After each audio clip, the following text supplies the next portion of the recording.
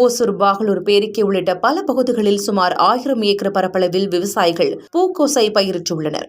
இங்கு சாகுபடி செய்யக்கூடிய பூக்கோசை வியாபாரிகளை தோட்டங்களுக்கு நேரடியாக வந்து கொள்முதல் செய்து கொள்வது வழக்கமாக இருக்கிறது.